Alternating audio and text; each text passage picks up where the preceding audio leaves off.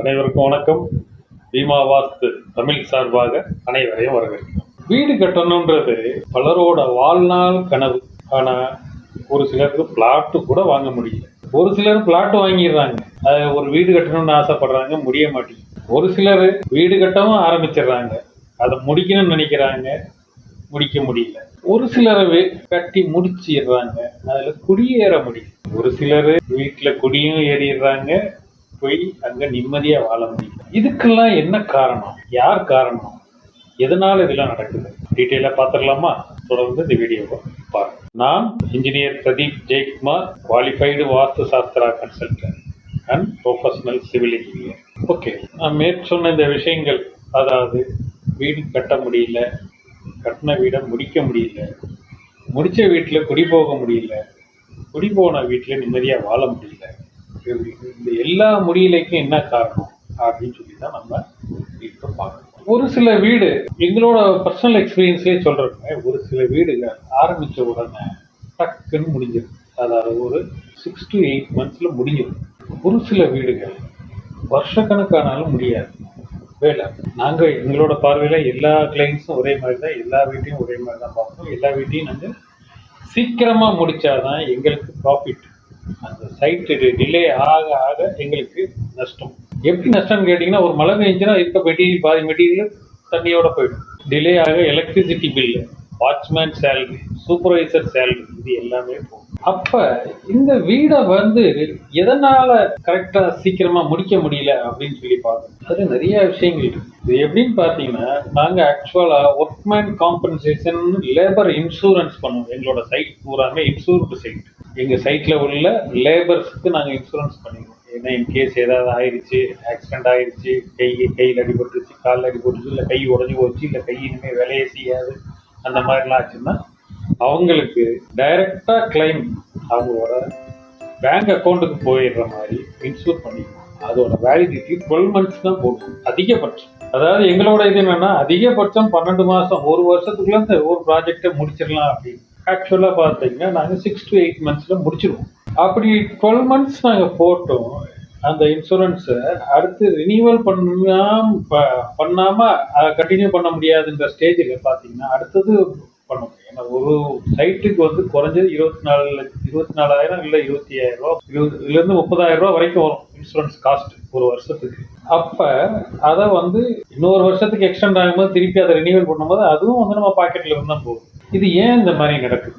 எதனால ஒரு சைட்டில் வேலை தடங்கல் ஆகிக்கிட்டே இருக்கு அப்படின்றத பார்க்கும். இது பர்சனலான விஷயம். இதுக்கு நான் ஒரு எக்ஸாம்பிள் சொல்கிறேன். 2008 நாங்கள் ஒரு அப்பார்ட்மெண்ட் கன்ஸ்ட்ரக்ட் பண்ணும்போது 120 வீடுகள் அங்கே ஒரு அப்பார்ட்மெண்ட் கன்ஸ்ட்ரக்ட் பண்ணும்போது அதுக்கு பக்கத்தில் கொஞ்சம் பாஷான ஏரியா, ஒரு பங்களா டைப் ஒரு வீட்டில் ஒரு டிரான்ஸ்போர்ட் ஓனர் குடியிருந்தார், ஒரு லீடிங் டிரான்ஸ்போர்ட். அப்போ அது அவரோட ஓன் ஹவுஸ்னே நினச்சிக்கிட்டு இருந்தோம். கடைசியில் பார்த்தா அது அவரோட ரெண்டட் ஹவுஸ். அவரை எங்களுக்கு இப்போ அறிமுகமாகி இது பண்ண உடனே அவர் ஆக்சுவலாக அவரோட கசின்ஸ் எல்லாமே பார்த்தீங்கன்னா class 1 contractors, state government PWD class 1 contractors அவங்க இருக்காங்க. அப்போ அவங்களுக்கு ஒரு வீடு கட்டுறதுன்றது ரொம்ப சாதாரண விஷயம். நிறைய இடம் அவங்களுக்கே இருக்குது. ஒரு பிளாட்டில் இந்த பிளாட்டில் ஒரு வீட்டை கட்டிடலாம்னா டக்குன்னு அவங்களோட கசின்ஸே கட்டி கொடுத்துருவாங்க. லோன் வாங்கணும், பேங்க்ல ஓடி சிசி எல்லாம் ஏற்கனவே அவங்களுக்கு இருக்கும். அதனால அதுவும் பெரிய பிரச்சனை கிடையாது. இப்படி அவ்வளோ இருந்து அவர் 2 இடத்துல வாஸ்து பண்ணி ஃபெயிலியர் ஆயிடுச்சு வீடு கட்டல். கடைசியில் ஒரு அஸ்ட்ராலஜர் அவருக்கு சொல்லியிருக்காரு, நீ வீடு கட்டவே முடியாது, ஏதாவது கட்டின வீடை வாங்கிட்டு போய் உட்காந்துக்கோ. அதே மாதிரி ஒரு கட்டின வீடு ஒன்று வாங்கிட்டு அந்த வீட்டை ஆல்ட்ரேஷனுக்காக எங்ககிட்ட வந்தார், இதை எப்படி ரெனோவேட் பண்ணலாம் அப்படின்னு. அப்போ நாங்கள் ரெனோவேஷனுக்கு ஒரு டிசைன் கொடுத்தோம். அதான் அதையும் அவங்க ஃபாலோ பண்ணலாம், அவங்க இஷ்டத்துக்கு வேறு ஏதாவது நிறைய விஷயங்கள் பண்ணாங்க. இது நான் இங்கே எதுக்கு உங்களுக்கு தெரியப்படுத்துகிறேன் அப்படின்னு கேட்டிங்கன்னா, அவங்களோட பர்சனல் அமைப்பு அப்படி இருக்கு அப்படின்னு கேள்விப்பட்டேன். கர்ம வினை, கர்ம பலன், இது எல்லாமே ஒன்று தான். கர்மான்றது என்னன்னு கேட்டிங்கன்னா நம்ம வாழும் முறை தான். எல்லாத்துக்கும் தெரிஞ்சிருக்கும் கர்மா அப்படின்னா, தெரியாதவங்களுக்கு சொல்லி. கர்மா 2 டைப் இருக்கு. கெட்ட கர்மா இருக்கு, நல்ல கர்மா இருக்கு. ஒருத்தருக்கு நல்ல விஷயங்கள் நம்ம செஞ்சோம்னா நமக்கு கர்மா ஒரு நல்ல கர்மா சேர்ந்துக்கும். ஒருத்தருக்கு ஒரு கெடுதல் செஞ்சோம்னா நமக்கு கெட்ட கர்மா சேர்ந்துடும், நமக்கு ஒரு கெடுதல் நடக்கும் அப்படின்றது தான் இதோட சாராம்சம். அப்படின்னும் போது ஒருத்தங்களோட பர்சனல் விஷயங்கள் இந்த மாதிரி இதுல வந்து முக்கியமான ரோல் இருக்கு. அந்த மாதிரியான ஆட்களோட ஒரு சிலரோட வீடுகளை வந்து நம்மளால முடிக்கவே முடியல. அதே நேரத்துல ஒரு சிலரோட வீடுகள் வந்து ரொம்ப ஈஸியா போகுது, அதே ஃபுல் ஸ்விங்ல போகும் சல்லுன்னு. எல்லா லேபரும் கரெக்டாக அவைலபிளாக இருப்பாங்க, மெட்டீரியல் நமக்கு ஈஸியாக கிடைக்கும், சைட்டில் வேலை தொடர்ந்து நடந்துக்கிட்டே இருக்கும். கிளைமேட் இருக்கிறதுலே வந்து கிளைமேட் தான் சிவில் ப்ராஜெக்ட்ல மெயினான விஷயம். தொடர்ந்து மழை பெஞ்சிக்கிட்டு இருந்துச்சுனாலும் வேலை பார்க்க முடியாது. இப்போ அடிக்குது பாருங்க, எல்பினோவா ஏதோ சொல்றாங்க, அது மாதிரி சரியான வெயில்.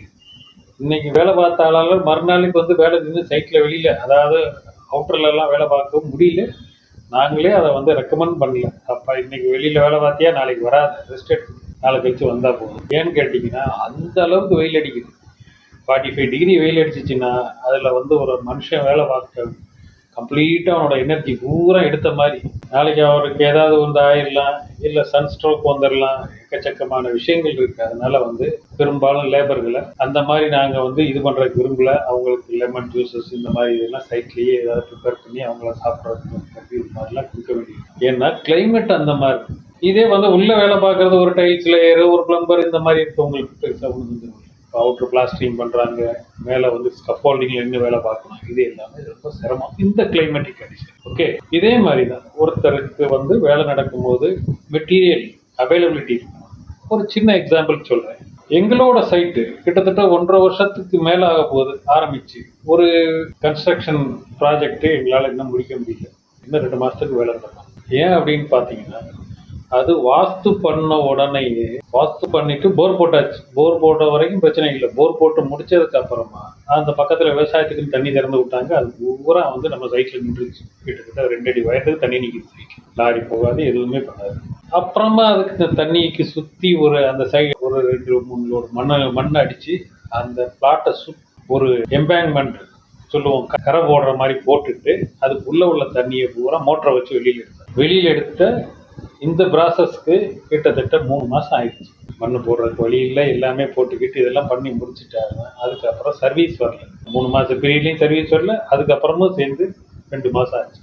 டோட்டலாக பூஜை போட்டதுலேருந்து 5 மாதத்துக்கு எந்த வேலையும் பார்க்கல. அதாவது அந்த தண்ணி எடுக்கிறது தான் வேலை பார்த்துருக்கு. அதுக்கப்புறமா சுற்றி அந்த கரை போட்டதுக்கு அப்புறமா தண்ணி உள்ள அந்த பிளாட்டுக்குள்ளே போகலன்னா கொஞ்ச நாள் அதை காய விட்டுட்டு ஓகே இனிமேல் அதில் வேலை பார்க்கலாம் அப்படின்னு மார்க் பண்ணி வேலை பார்க்க ஆரம்பித்தோம். அப்பயும் கரண்ட் கிடைக்கல. பக்கத்தில் வேற ஒரு இடத்துல இருந்து கரண்ட்டை எடுத்து நாமளும் போட்டு முடிச்சு ரூஃப் ஸ்லாப் வரைக்கும், கிரவுண்ட் ஃப்ளோர் ரூஃப் ஸ்லாப் வரைக்கும் கரண்ட்டே எல்லாமே மேனேஜ் பண்ணி கொண்டு வந்தாச்சு. அப்படி கொண்டு வரும்போது என்ன மாதிரியான லாசஸ் வரும் அப்படின்னு சொல்லி பார்த்தீங்கன்னா, அந்த இடத்துல வந்து நடுவில் யாராவது ஒருத்தர் கரண்ட்டை பிடிங்கி விட்டாருன்னா நமக்கு கரண்ட் இல்லைன்னு நினச்சிட்டு நம்ம லேபர் பூரா சும்மாவே உட்காந்துருப்பாங்க. யாராவது பார்த்து சொல்லணும், அப்பா பக்கத்துலலாம் கரண்ட் இருக்கு, ஏதோ கனெக்ஷனில் ப்ராப்ளம் அப்படின்னா தான் போய் திருப்பி அந்த கனெக்ஷனில் என்னன்னு பார்த்துக்கிட்டு வச்சு இந்த மாதிரி நிறைய லேபர் லாஸ் நடக்கும். வேஜஸ் சம்பளத்தை வாங்கிட்டுலாம் சும்மா உட்காந்துருப்பாங்க. ஏன்னா இன்றைக்கி எல்லாத்துக்குமே கரண்ட் வேணும். கார் பண்ணுற கம்பியை வெட்டுறதுக்கு கரண்ட் வேணும், கார் பண்ணுற மரத்தை வெட்டுறதுக்கு கரண்ட் வேணும், பிளம்பருக்கு கரண்ட் வேணும். எல்லாருமே ஸ்க்ரூ பண்ணுறதுல வந்து எல்லாத்துக்குமே கரண்ட் தான். கரண்ட் இல்லாட்டி வேலை நடக்கும். ஓகே, இந்த மாதிரி அப்புறமா ஒரு வழியாக 2 போல் ஊண்டி சர்வீஸும் வந்துருக்கு. சர்வீஸ் வந்து வேலை பார்த்தோம்னா பேஸ்மெண்ட் பில் பண்ணணும்னா மண்ணு கிடைக்க மாட்டேங்குது. குவாரி பூராமே முடியாச்சு மண்ணுக்கு. அப்புறமா குவாரி ஓப்பன் பண்ணால் டபுள் ரேட். அதில் ஒரு லாஸ். அதுக்கப்புறமா இப்பயும் பார்த்தீங்கன்னா சுற்றி காம்பவுண்ட் வால்லாம் கட்டினதுக்கப்புறம் அந்த இடத்த பூராமே ஃபில் பண்ணணும்னா இப்பயும் மண்ணு கிடைக்கும். லேபர் அங்கே போகணும்னா கீழே விழுகிறான், மேலே விழுகிறான், ஏதாவது நடந்துக்கிட்டு ஏதாவது ஒரு சங்கடங்கள் நடந்துக்கிட்டே இருக்குது. அந்த சைட்டில் வேலை நடக்கவே மாட்டேங்குது. மெட்டீரியல் கிடைக்காது. மெட்டீரியல் கிடைச்ச லேபர் போனாக்க ஆக்சிடென்ட் ஆகுது, கீழே விழுகிறான், மேலே விழுகிறான், இந்த மாதிரி இருக்குது. அதுக்கப்புறம் ஆக்சுவலாக பார்த்தீங்கன்னா ஒரு டேப், அதாவது பில்டிங் வந்து இப்போ கிட்டத்தட்ட 90% முடிஞ்சிருச்சு. கிரகப்பிரவேசம் பண்ணுற ஸ்டேஜ் வந்துருச்சு. அதுக்கு வந்து அந்த டேப் பிளம்பிங் மெட்டீரியல்ஸ் வந்து டேப், ஷவரு இதெல்லாம் ஃபிக்ஸ் பண்ணுறதுக்கு நாங்கள் வேற ஒரு ப்ராஜெக்டுக்காக பார்த்தீங்கன்னா இந்த வாட்டர் டெக்ன்ற பிராண்டு பிவிசி அந்த இடத்துக்காக வாங்கியிருந்தோம். வாங்கி அதை ஃபிட் பண்ணோம். அடுத்து இந்த கடைக்கு அதே கடைக்கு இந்த லிஸ்ட்டு போனவொடனே அவன் திருப்பி அதே கொடுத்துட்டான். எங்களோட நாலேஜ் எல்லாமே அது பூரா மாட்டியாச்சு. ஆக்சுவலாக அங்கே வந்து ஜாகுவார் சிபி ஃபிட்டிங்ஸ் போட வேண்டியது. இப்போ அதை பூரா அந்த ஃபிட்டிங்ஸை பூரா கலட்டி திருப்பி ஜாகுவாரில் வாங்கி மாட்டிருக்கோம். இப்போ அது பூராமே ஒரு மூட்டையில் போட்டு கட்டி வச்சிருக்கோம். இது வாட்டர் டெக் ஃபிட்டிங்ஸ். இது ஒரு லாஸ். எப்படி பார்த்தீங்கன்னா பல விதத்தில் லாஸ். இன்சூரன்ஸ் 1 வருஷம் முடிஞ்சு அடுத்த வருஷம் ரினியூவல் பண்ணியாச்சு. இது ஏன் சொல்கிறேன் அப்படின்னு சொல்லி கேட்டீங்கன்னா, இந்த மாதிரி எங்களோட நாங்கள் கிட்டத்தட்ட 33 வருஷத்துக்கு மேலே இருக்கோம் இண்டஸ்ட்ரியில். ரெண்டு வீடு வந்து இந்த மாதிரி எங்களுக்கு படாப்படுத்திடுச்சு. முடியவே முடியாது. சாரி, 3 வீடு. கிட்டத்தட்ட 2002 2003 ஒரு வீடு, 2016 ஒரு வீடு, இப்போ 2026 ஒரு வீடு. 3 வீடு வந்து எங்களுக்கு சேலஞ்ச் பண்ணுற மாதிரி, எப்படி முடிப்பீங்க பார்த்துடலாம் அப்படின்ற மாதிரி தான் அந்த வீடுகள் இருந்துகிட்டே இன்னும் முடிக்க முடியல, இன்னும் போய்கிட்டு. ஓகே, இது இந்த விஷயம் எதுக்காக ஷேர் பண்ணுறோம்னா, உங்களுக்கு அவங்களோட பர்சனலான விஷயங்கள் அதை பேஸ் பண்ணி தான் அந்த ஒரு கட்டடத்தில் ஒரு சைட்டில் வேலை நடக்கிறது நடக்காத இருக்கு. ஏன்னா ஒரு 10 சைட் எங்களுக்கு வேலை நடக்குதுன்னா 9 சைட்டு கரெக்டாக ப்ராக்ரஸ் போகுது, ஒரு சைட் மட்டும் போகவே மாட்டேங்குது. அந்த 10 சைட்டில் பார்த்தா ஒரு 3 சைட்டு ஒரே பேட்ச், இதே பேட்ச் தான் வேற இன்னும் 2 சைட்டு வேலை பார்த்துக்கிட்டு இருப்பாங்க. அவங்களால அந்த 2 சைட்டை கரெக்டாக முடிக்க முடியும், இந்த சைட்டில் பண்ண முடியல அப்படின்னா நிறைய விஷயங்கள் நம்ம வந்து இதோட கனெக்ட் பண்ணுறோம். Bhima Homes and Properties, an ISO certified construction company with rich experience in construction. More than 750 satisfied customers across Tamil Nadu. Our team of architects, engineers, consultants, and interior designers with strong project experiences. We undertake projects all over Tamil Nadu and the rest of India. We support each and everything in construction. Please feel free to contact our helpline number 0950091113. We expect your call. Thank you very much for watching.